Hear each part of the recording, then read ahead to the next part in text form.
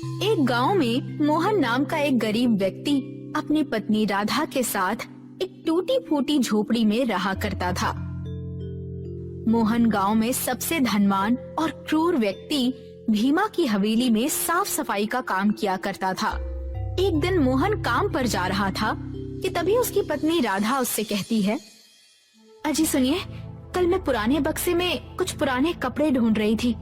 वो बक्सा आपके पिताजी का था। मुझे उस बक्से में एक कागज मिला है और उस कागज ने मुझे आश्चर्य में डाल दिया। लाओ, मुझे भी दिखाओ, ऐसा कौन सा कागज है जिसने तुम्हें आश्चर्य में डाल दिया है? राधा वो कागज मोहन को पकड़ाते हुए बोलती है, इसमें आपके पिताजी का नाम लिखा हुआ है और आप भीमा की हवेली पर जो काम करते हैं, इसमें उस हवेली का नक्शा भी बना हुआ है। मोहन उस कागज को पढ़ते हुए आश्चर्य से बोला, राधा, इस कागज के अनुसार तो पिताजी भीम की हवेली के मालिक थे। ऐसा कैसे हो सकता है? मैं ये कागज मुखिया जी को दिखाऊंगा। मोहन वो कागज का टुकड़ा जेब में रखकर गांव के मुखिया के पास चला गया और वो कागज पकड़ाते हुए बोला, मुखिया जी, मेरी पत्नी को मेरे पिताजी के पुराने बक्से में ये कागज मिला है। इसमें जमींदार की हवेली का नक्शा बना है और मेरे पिताजी के हस्ताक्षर भी हैं। मुखिया उस कागज को देखकर मोहन की ओर उदास होकर कहता है, मोहन, ये एक रहस्य है जो शायद गांव के हर एक व्यक्ति को पता है, लेकिन तुम कितने अभागे हो जो तुम्हें नहीं पता। साफ साफ बताइए मुखिया जी, आप कहना क्या चाहते हैं? मोहन, तुम्हारे पिताजी और भीमा किसी समय किसी जमाने में बहुत गहरे मित्र थे। फिर एक दिन तुम्हारे पिता अचानक से धनवान बन गए और भीमा तुम्हारे पिता की हवेली में नौकरी करने लगा। परंतु तुम्हारे जन्म के बाद अचानक से भीमा और तुम्हारे माता पिता स्वर्ग सिधार गए। भीमा ने तुम्हारी परवरिश की और तुम्हारा विवाह किया और तुम्हें तुम्हारी ही हवेली में नौकर बना दिया। मोहन अपने मन में कई सवाल लिए हुए भीमा की हवेली में आ पहुंचा। मोहन को देखकर भीमा क्रोधित होते हुए कहता है, ये कोई समय है काम पर आने का मोहन? हवेली कितनी गंदी पड़ी हुई है। तुम कहाँ थे? मैंने मुखिया जी से बात की और उन्होंने बताया कि इस हवेली के मालिक मेरे पिता थे। आखिर ये क्या रहस्य है?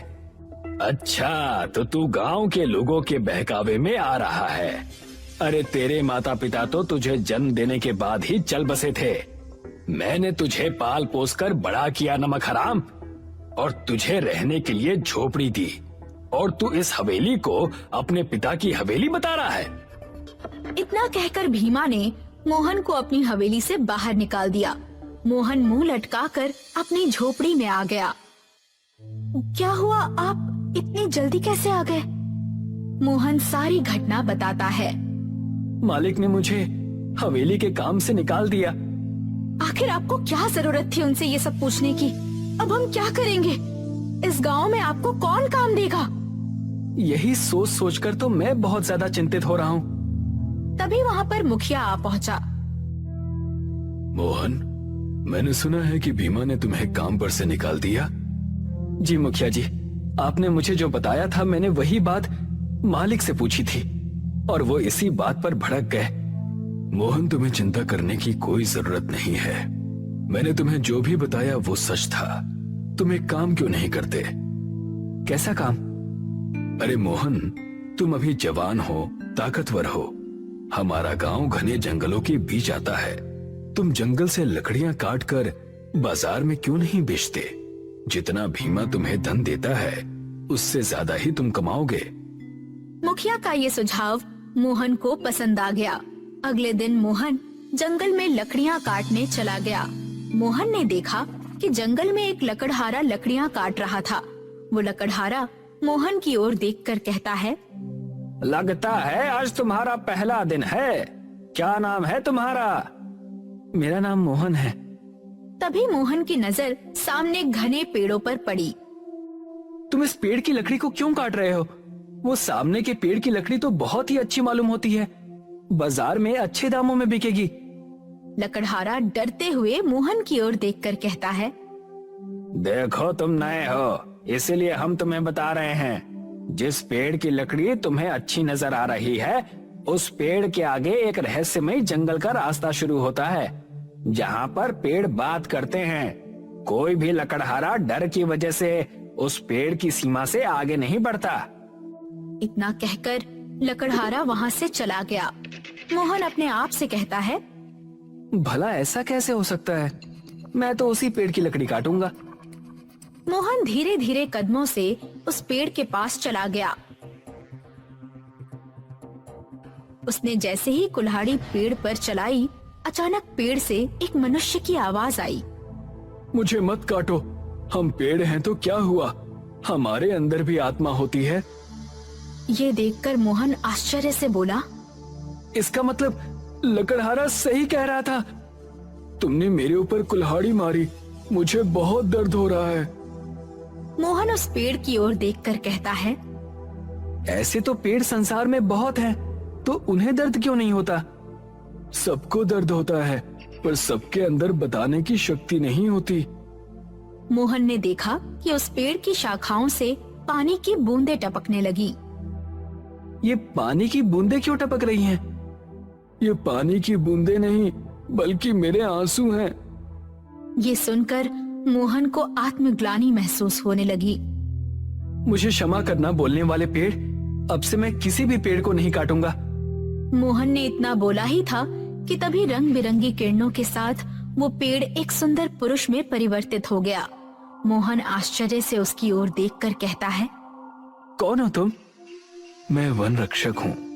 इसके पहले कई लकड़हारे आए और डर की वजह से भाग गए, मगर तुम दूसरे ऐसे लकड़हारे हो जिसके दिल में पेड़ों के प्रति संवेदना जाग उठी। तो पहला लकड़हारा कौन था? तुम्हारे पिता। मैं तुम्हें पहचानता हूँ, चलो मेरे साथ, मैं तुम्हें कुछ दिखाना चाहता हूँ। वन रक्षक मोहन को उस जंगल के अंदर ले जाता है। जंगल के अंदर का दृश्य देखकर मोहन की आंखें आश्चर्य से फैल गईं। मोहन ने देखा उस जंगल के पेड़ पर फल और पत्तों की जगह बहुत ही सुंदर बर्तन उग रहे थे। ये तो बड़ा ही अजीब जंगल है। इस जंगल के पेड़ पर तो पत्तों और फल की जगह बर्तन उग रहे हैं। तुमने बिल्कुल सही कहा, ये जादुई बर्तन का जंगल है। बहुत समय पहले तुम्हारे पिता इस जंगल में आए थे और मैंने उन्हें भेंट स्वरूप एक जादुई बर्तन दिया था। वो उस जादुई बर्तन से जितना भी धन मांगते, वो जादुई बर्तन उन्हें दे देता था। उस जादुई बर्तन की सहायता से वो बहुत अमीर व्यक्ति बन गए। अमीर बनने के बाद वो अपने गांव के व्यक्तियों की मदद भी करते थे, और यही बात उनके मित्र भीमा को पसंद नहीं आई। भीमा अपनी गरीबी की दुहाई देकर तुम्हारे पिता की हवेली में नौकरी के बहाने तुम्हारे पिता पर नजर रखने लगा, और वो उस जादुई बर्तन का रहस्य जान गया। उसने तुम्हारे पिता से जादुई बर्तन के बारे में बहुत पूछा, मगर उन्होंने मना कर दिया। भीमा ने गुस्से में आकर तुम्हारे पिता और तुम्हारी माँ की रहस्यमय तरीके से हत्या करवा दी, और बदले की भावना में तुम्हें तुम्हारी ही हवेली का नौकर बना दिया। इतना कहकर वन रक्षक ने एक बड़ा बर्तन मोहन को पकड़ा दिया और बोला, इस बर्तन से तुम जितना भी धन मांगोगे, ये बर्तन तुम्हें उतना धन दे देगा। मुझे पता है कि जब भीमा तुम्हें धनवान होते हुए देखेगा, तब वो तुम्हारे पास भी धनवान होने का रहस्य पता करने के लिए आएगा। मगर तुम अपने पिता की तरह उससे कुछ मत छुपाना, उसे यहाँ पर लेकर आना। लेकिन क्यों? जब तुम उसे यहाँ पर लेकर आओगे, तब स्वयं जान जाओगे।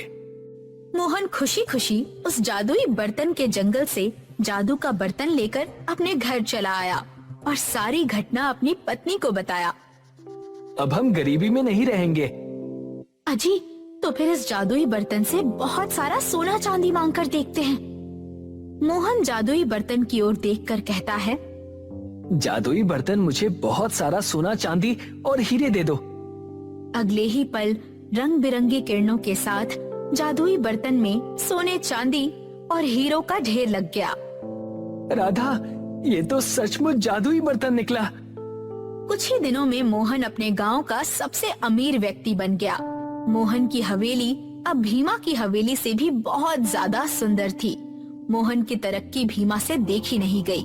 वो एक दिन गुस्से से मोहन के पास आकर कहता है, तू तो मेरी हवेली में साफ सफाई और नौकर का काम करता था, तेरे पास इतना धन कहाँ से आ गया? मुझे तुम्हारा ही इंतजार था मालिक।